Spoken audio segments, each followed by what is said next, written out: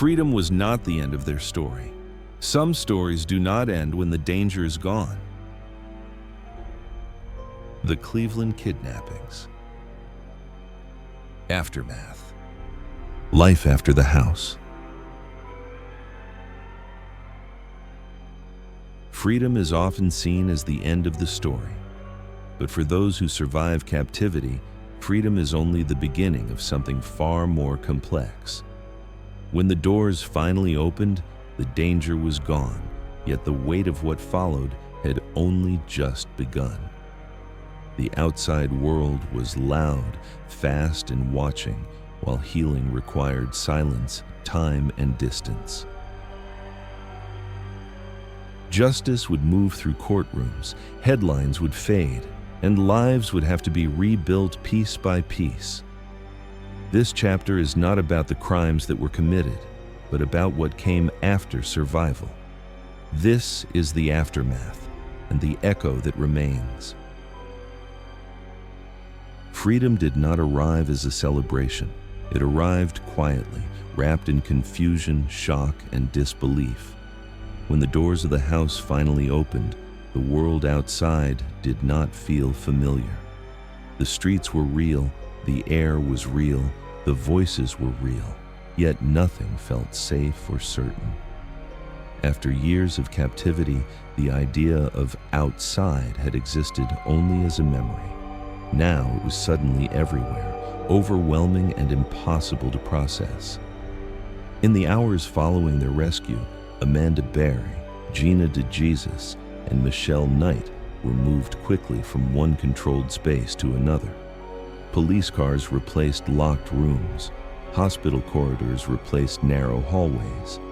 The protection was necessary, but the transition was abrupt. There was no gradual return to normal life, because normal life no longer existed in the way it once had. Medical evaluations began almost immediately. Doctors focused not only on physical condition, but on survival itself. Dehydration, malnutrition, untreated injuries, and the toll of years without proper care. These examinations were clinical, professional, and urgent, yet deeply personal. Every test confirmed what words could not fully explain. Survival had come at a cost that could not be measured in days or months. At the same time, identity had to be restored. Names that had been missing from official records for years were suddenly spoken aloud again. Photographs were matched. Family members were notified. For the outside world, this was a moment of recognition. For the women, it was something far more complicated. The realization that the lives they had once lived were still waiting for them, frozen in time. Reunions with family members were emotional, but they were not simple. Parents, siblings, and loved ones were meeting people who had endured years of trauma, not the daughters or sisters they remembered. Joy existed, but it shared space with grief for everything that had been lost in between. Time could not be returned, and no reunion could erase that truth. As these private moments unfolded, the public world moved quickly. News spread within hours, cameras gathered, headlines formed. The rescue was no longer only a personal event, it became a national story. The same moment that marked the end of captivity also marked the beginning of intense public attention. For the women, privacy disappeared almost instantly. Their names, faces, and histories were discussed by strangers. Every detail became newsworthy. While law enforcement worked to shield them from the chaos, the pressure of visibility was impossible to fully escape. Freedom came with exposure, and exposure came with its own weight. Psychologically, the shift was profound. After years of living under constant control, the absence of rules did not feel like relief. Decisions that once did not exist, what to eat, where to sit, when to sleep, suddenly returned all at once. Freedom required choices, and choices required strength that had been spent on survival. There was also fear of noise. Fear of open spaces, fear that safety might vanish as suddenly as it had appeared. Trauma does not end when danger ends. It follows quietly, reshaping how the world is seen and understood. In these first days, the future was not a concept anyone could hold. Healing was not a goal yet. Justice was not a focus yet. The only reality was the present moment, learning how to exist outside the walls, learning how to breathe without permission, learning how to be seen without being controlled. Rescue had ended captivity, but it had not ended the story. It had only opened the door to what came next. Rescue was only the beginning. The outside world did not wait. As the women were still processing their rescue, the story had already begun traveling faster than they could follow. News crews arrived almost immediately. Streets filled with cameras, microphones, and reporters searching for answers. The house that had once been hidden in plain sight became a public symbol overnight, photographed from every angle and discussed across screens around the world. What had been private suffering was now public knowledge. For the families, the attention was overwhelming. Their relief was shared with millions of strangers who felt entitled to every detail. Questions came relentlessly. How did this happen? How did no one notice? How could it last so long? These were questions the families themselves had been asking for years, now repeated publicly with no pause for healing. The women were no longer only survivors. They were names in headlines, faces in breaking news segments, and subjects of constant speculation. Every movement was observed, every silence was interpreted. Even attempts to protect their privacy became part of the story. Law enforcement and support teams worked to limit exposure, but complete isolation was impossible. The case had already crossed a line where public curiosity outweighed personal boundaries. In moments meant for recovery, decisions had to be made about press statements, legal representation, and public appearances. There was also a shift in narrative. The focus moved quickly from rescue to explanation. People wanted timelines, warnings, and signs that had been missed. The neighborhood was examined. The system was questioned. Responsibility was debated. While these discussions mattered, they unfolded at a speed that left little space for the women themselves. Media attention often framed the story as extraordinary, almost unimaginable. Yet for the survivors, this framing created distance. Their reality was not a shocking headline, but a lived experience that did not end when the cameras turned away. Being constantly defined by what had happened risked reducing their lives to a single chapter. Public support did exist. Messages of sympathy and solidarity poured in from across the country. Vigils were held, letters were sent. Strangers expressed care and outrage in equal measure, but even support carried weight. It required energy to receive it, to acknowledge it, and to exist under its gaze. The pressure to speak was constant. Silence was questioned. Privacy was mistaken for secrecy. Healing, which requires time and quiet, struggled to survive in a space dominated by attention and expectation. The world wanted answers, while the women needed space. In this moment, freedom took on a new complexity. They were no longer confined by locked doors, but they were still surrounded, this time by public interest, opinion, and judgment. The house had been left behind, yet control had not fully disappeared. It had simply changed shape.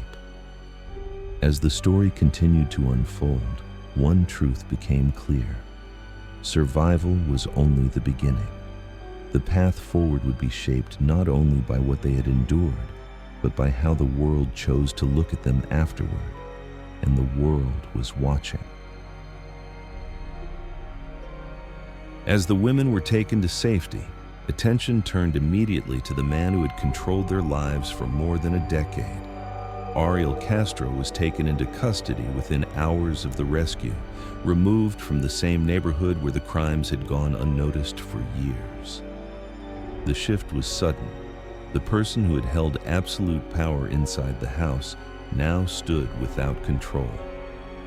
Inside the property, investigators began documenting what had been hidden behind ordinary walls. Rooms were examined, restraints were recorded, and evidence was carefully collected. Each detail confirmed that the house was not simply a place of confinement, but a long-term system of control designed to isolate, punish, and dominate. What had once been dismissed as rumors or impossibilities was now undeniable. Castro was formally arrested and placed under constant supervision.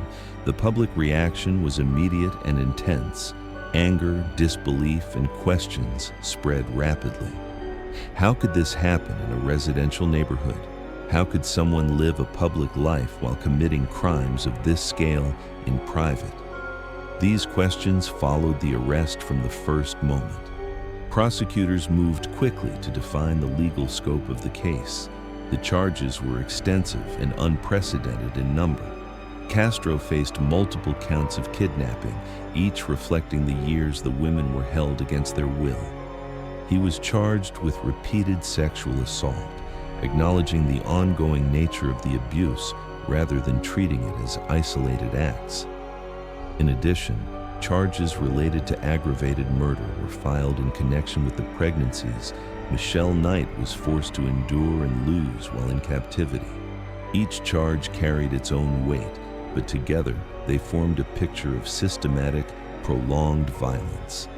This was not a single crime. It was a pattern sustained over time, reinforced by fear, isolation, and absolute control. The legal language was precise, but the implications were vast. As details emerged, the case expanded beyond individual acts and into questions of accountability. Investigators examined Castro's movements, employment history, and interactions with the community.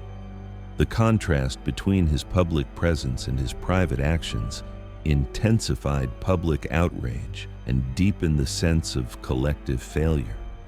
Castro's initial court appearances were brief but symbolic. He stood restrained, silent, and guarded, a sharp contrast to the authority he had once exercised behind closed doors. The courtroom became the first space where power shifted permanently away from him. For the survivors, this phase marked a difficult transition. The man who had controlled every aspect of their existence was now a defendant, defined by charges and case numbers. Yet the legal process did not erase the past. It transformed it into evidence, testimony, and procedure. The arrest did not bring closure. It brought the beginning of accountability. And with it, the long and complex path toward justice began. The trial marked the moment when private suffering became part of the public record. What had been hidden for years was now translated into legal language, schedules, motions, and evidence presented before a judge. The courtroom was not a place of emotion, but of procedure, and that contrast defined everything that followed. From the beginning, the scale of the case was impossible to ignore. Prosecutors outlined years of captivity, repeated abuse, and systematic control. The charges were not presented as isolated incidents, but as a continuous pattern that had shaped the lives of 3 young women for more than a decade. Each count represented not only a crime, but time, years taken, choices denied, lives interrupted. The presence of the survivors shaped the tone of the proceedings. Their experiences were acknowledged with restraint and care, avoiding unnecessary detail while making the reality of the crimes unmistakably clear. This balance was intentional. The court's role was not to re-traumatize, but to establish truth, responsibility, and consequence. Public interest remained intense throughout the trial. Courtroom updates were followed closely, and every development was analyzed in real time. For many observers, the trial became a moment of collective reckoning, a confrontation with how easily extreme abuse can exist alongside ordinary life. Yet for the women involved, the process was deeply personal, unfolding under constant observation. The defense strategy offered little resistance to the weight of the evidence. Faced with overwhelming documentation and testimony, attempts were made to frame responsibility in ways that minimized intent or shifted focus. These efforts failed to change the central narrative. The facts were extensive, consistent, and supported by years of proof. As proceedings continued, the courtroom became a space where power was slowly redistributed. The man who had once dictated silence was now subject to rules he could not control. His voice carried no authority. His actions were defined by others. This reversal, though symbolically significant, did not erase the harm that had already been done. For the survivors, participation in the trial required strength of a different kind. Survival had demanded endurance.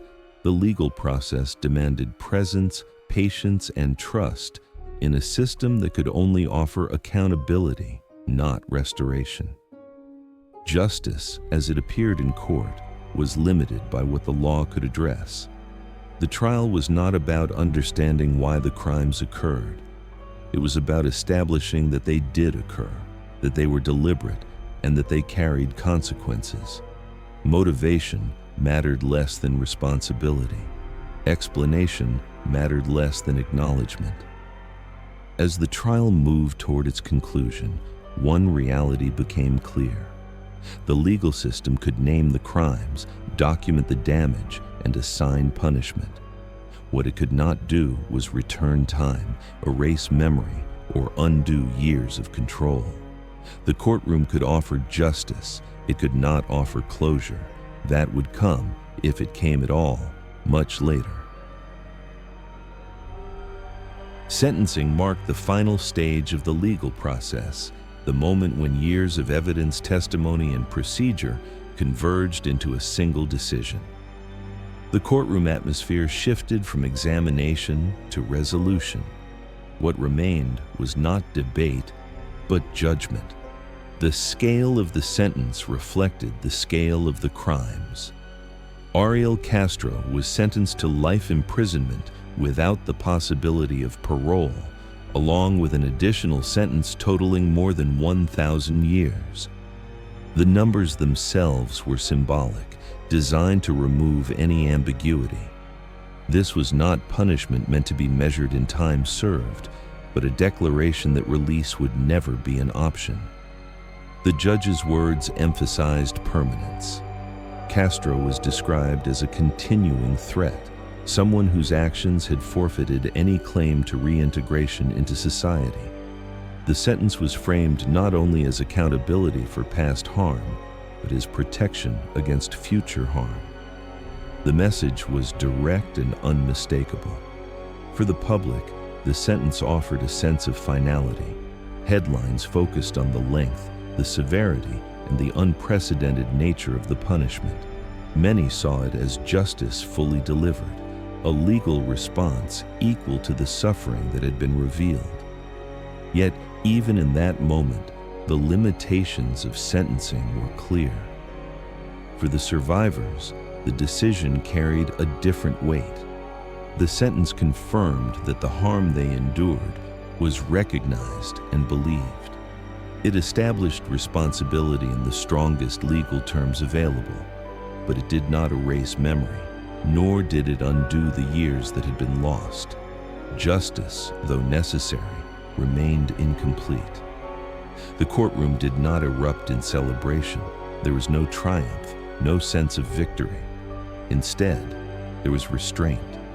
The conclusion of the trial closed one chapter, but it did not signal the end of recovery or the beginning of peace.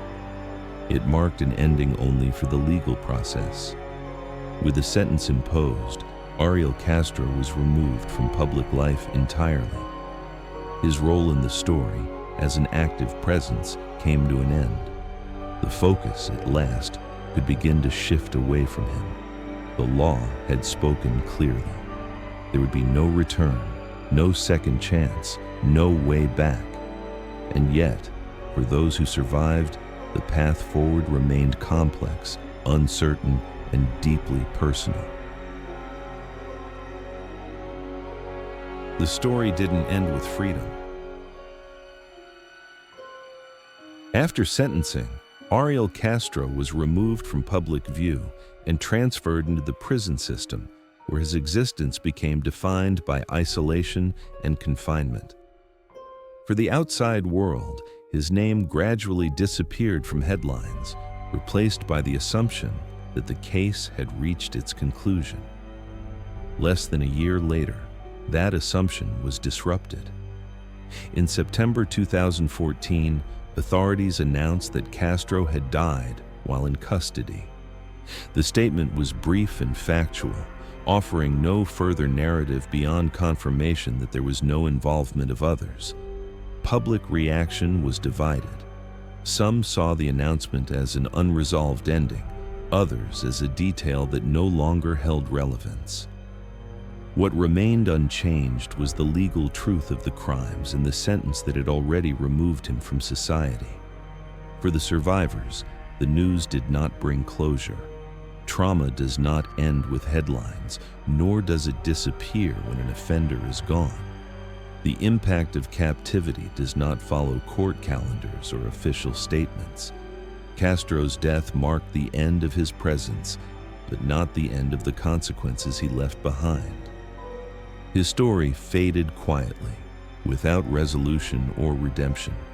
The focus no longer belonged to him. What mattered now was not how his life ended, but how theirs continued. Justice had been delivered by the court, but life for the survivors was still unfolding, and that story was far from over. Life after the house did not follow a single path. There was no shared timeline for healing, no common definition of what moving on looked like. Survival had connected these women through unimaginable circumstances, but recovery became a deeply individual journey. Michelle Knight chose distance from the public eye. She later took the name Lily Rose Lee, a decision that reflected her desire to reclaim identity on her own terms. Through writing and selective public appearances, she spoke not to relive the past, but to assert that it no longer defined every part of her future. Her story became one of endurance, marked by resilience rather than exposure. Amanda Berry focused on rebuilding life with her daughter, the child she had protected even in captivity. While she remained present in limited public roles, her priority was stability and privacy. Motherhood became a grounding force, a way to anchor the future to something living, growing, and free from the walls that once confined her. Gina DeJesus chose a quieter path. She returned to education, family, and a life deliberately kept away from public attention.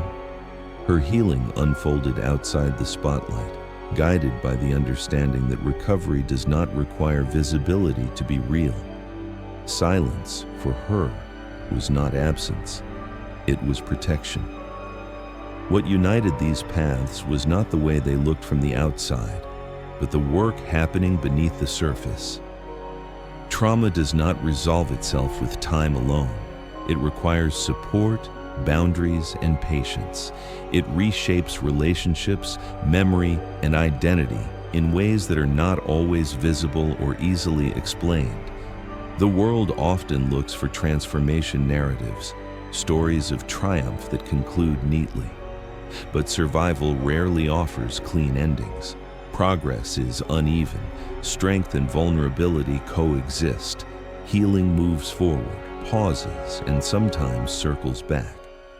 Beyond individual lives, the case left a lasting imprint on the community.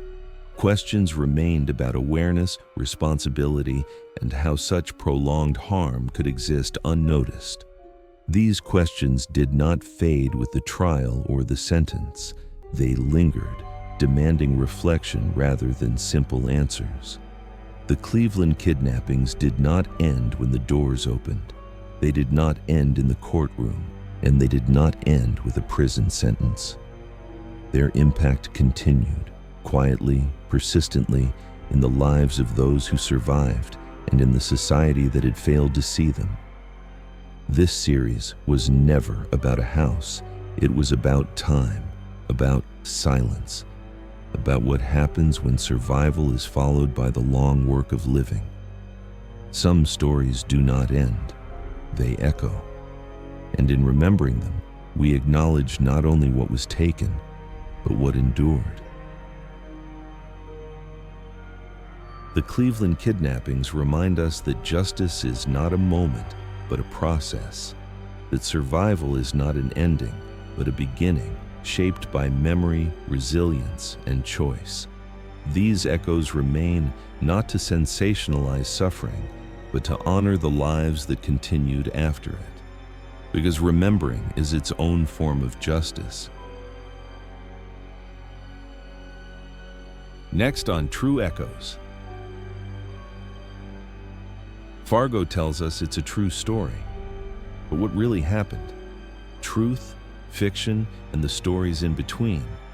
Fargo, the truth behind the story.